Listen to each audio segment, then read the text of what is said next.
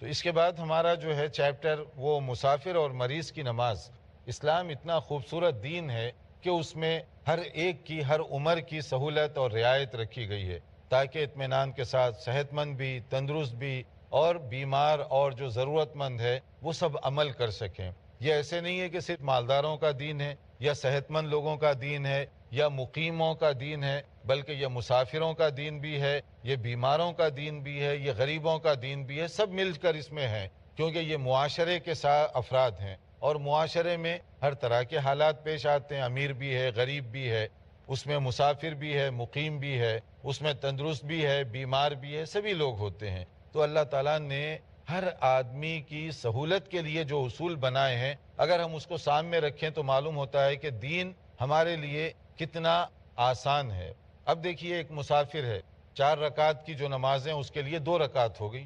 ظہر، عصر، عشاء 2 رکعت پڑھے گا. مغرب تو 3 رکعت ہے، اس کا آدھا نہیں کر سکتا اس لیے وہ 3 ہی پڑھے گا.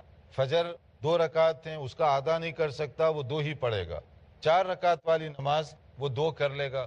اسی طرح مسافر کے لیے یہ بھی سہولت ہے کہ اگر وہ ضرورت محسوس کرتا ہے تو جمع کر لے نمازوں کے درمیان، جیسے ظہر کے ساتھ عصر یا ظہر کو لیٹ کر کے ظہر پہلے پھر اس کے بعد عصر.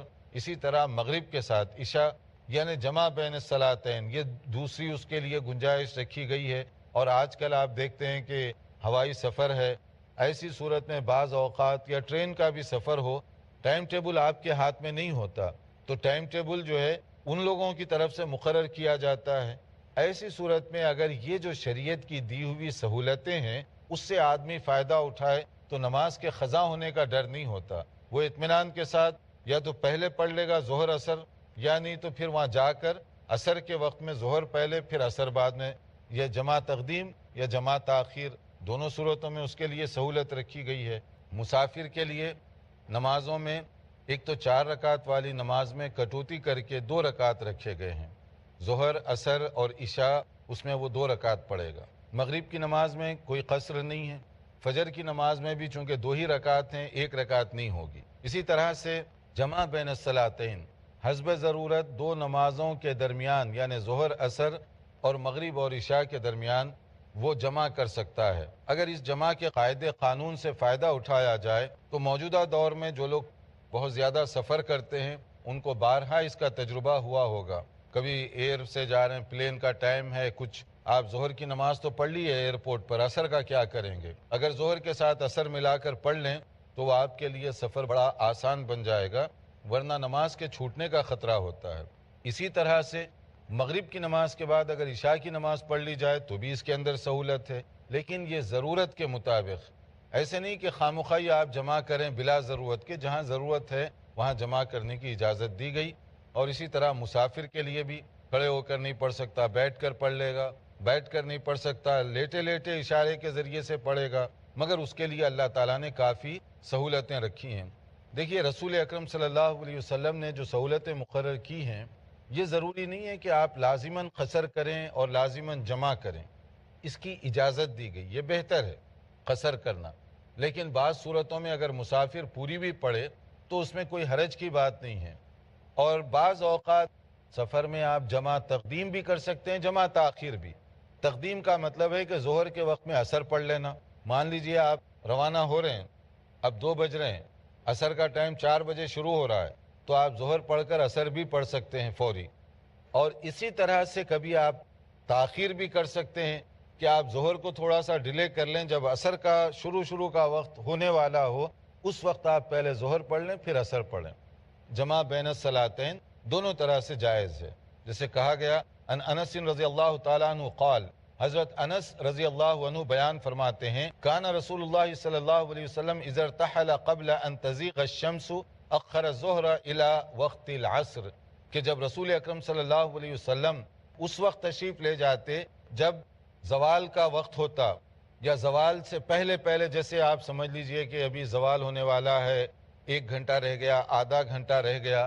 ایسی صورت میں آپ کیا کرتے؟ ظہر کی نماز لیٹ پڑھتے، سفر شروع کر دیتے اور تھوڑی دیر چلنے لگتے، پھر کچھ دیر چلنے کے بعد ثم نزل فجمع بینہما، یعنی وہاں کہیں پر رک کر دونوں میں جمع کر لیتے. فَإِذَا زَاغَتِ الشَّمْسُ قَبْلَ أَنْ يَرْتَحِلْ صَلَّى الظُّهْرَ ثُمَّ رَكِبَ، اور کبھی ایسے ہوتا کہ زوال ہو جاتا.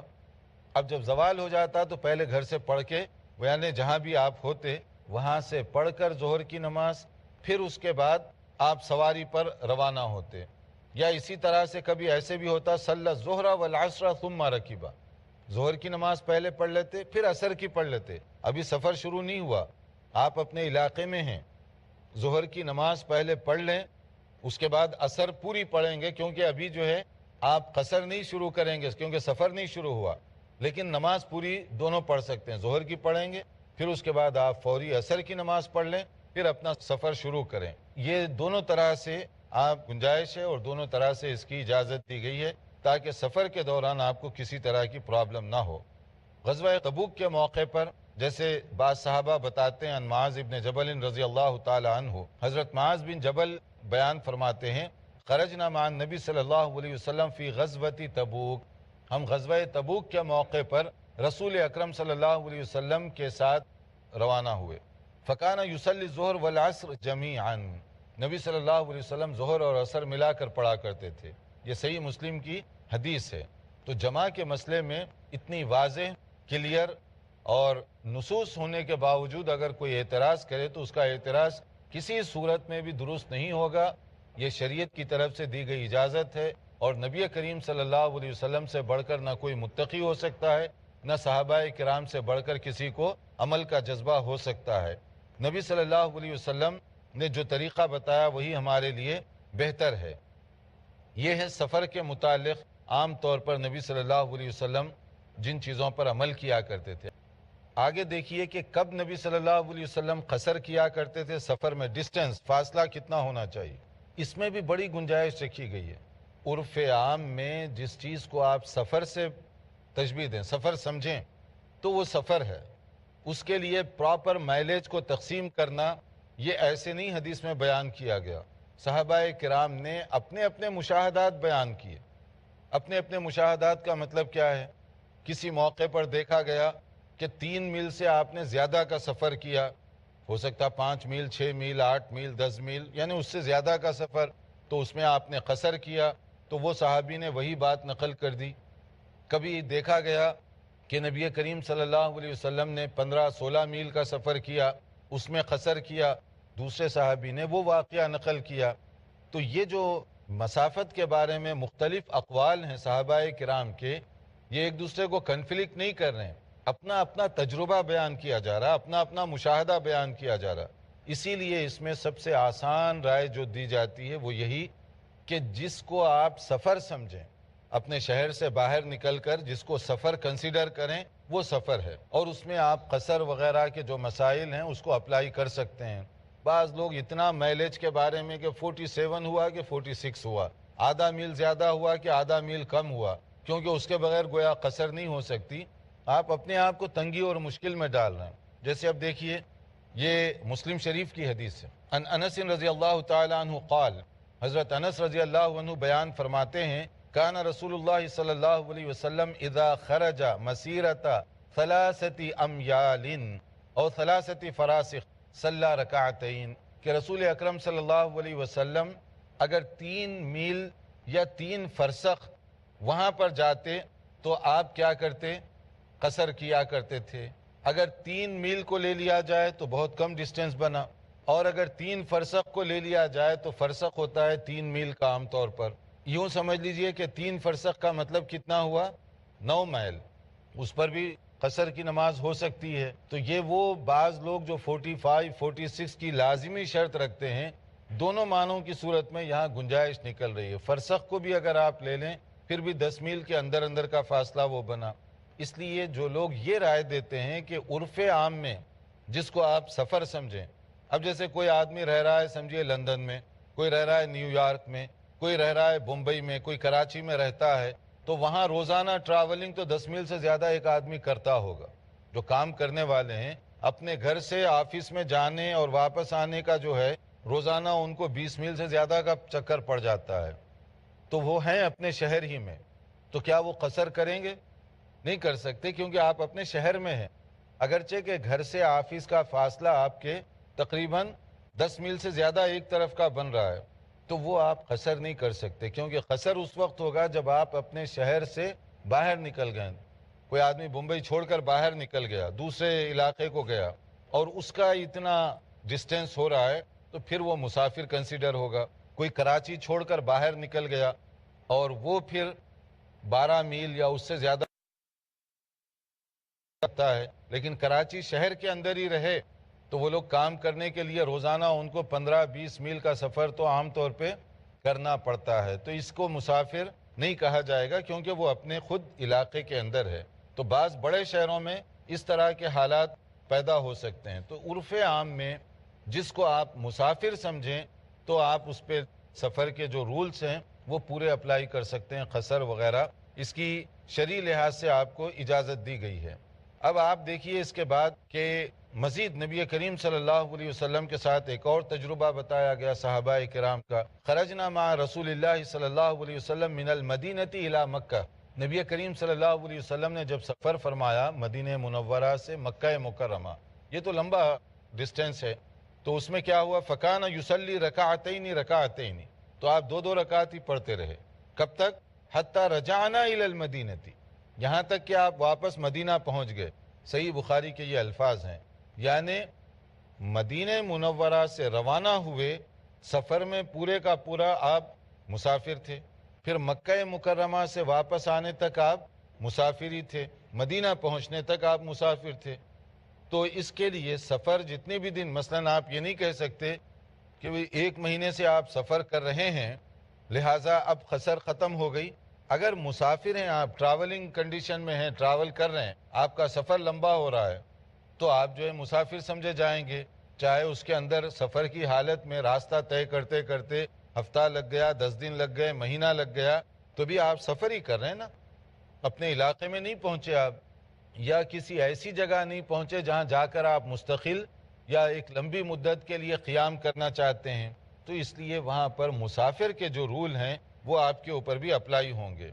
اب کب تک آپ کریں گے، کتنے دن ہے اس کا، اس میں عام طور پہ 2 باتیں بتائی گئیں.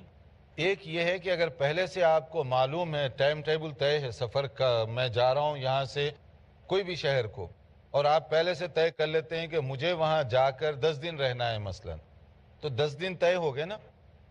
تو پھر کیا کریں گے آپ؟ اگر ایک فگر ہے جو بتایا گیا 4 دن، اگر پہلے سے طے ہے کہ 4 دن سے زیادہ مجھے وہاں رکنا ہے تو آپ مسافر نہیں بلکہ وہاں مقیم سمجھے جائیں گے. اور اگر انسرٹنٹی ہے، غیر یقینی صورتحال ہے، ریزرویشن نہیں مل رہا ہے، جب ریزرویشن ملے گا میں نکل جاؤں گا، تو اس طرح سے آپ 2 مہینے بھی رہیں گے آج کل میں تو مسافر سمجھے جائیں گے، کیونکہ غیر یقینی صورتحال ہے. تو دونوں میں فرق ہے، پہلے سے طے ہے تو اس کا رول الگ ہے، اور اگر پہلے سے طے نہ ہو تو اس کا رول الگ ہے.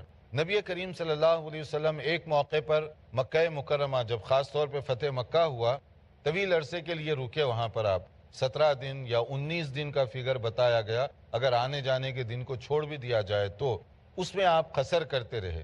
تو اب مسئلہ یہ ہے کہ اس طویل عرصے میں آپ قصر کیوں کیے؟ 4 دن کے بعد اگر پہلے سے معلوم ہے، پوری کیوں نہیں کیے؟ اسی سے بعض علماء نے یہ نتیجہ نکالا ہے کہ سفر 17 دن بھی اگر آپ ایک جگہ رہیں گے تو یہ قصر کر سکتے ہیں، کیونکہ یہ اسی حالت میں کنسیڈر کیا جائے گا.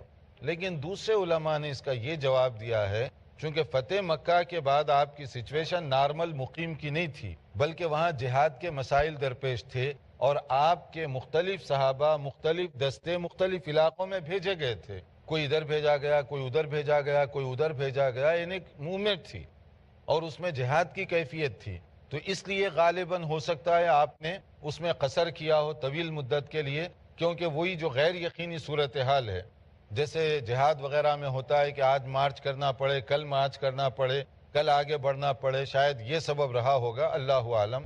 لیکن دونوں کے اپنی جگہ دلائل ہیں کہ چاہے 17 دن کے لیے سفر کنسیڈر کریں چاہے 4 دن کے لیے. لیکن اس سلسلے میں اگر 4 دن کو ہم لے لیں تو وہ زیادہ احتیاطی بات ہوگی، اور زیادہ تر جو علماء کرام ہیں وہ لوگ اسی رائے کے قائل ہیں تاکہ اپنے آپ کو رسک میں نہ ڈالیں. عن ابن عباس رضی اللہ تعالی عنہما قال اقام النبی صلی اللہ علیہ وسلم 19 یوما یقصر. کہ نبی کریم صلی اللہ علیہ وسلم 19 دن تک مکہ مکرمہ میں رہے اور اس میں آپ قصر ہی کرتے رہے۔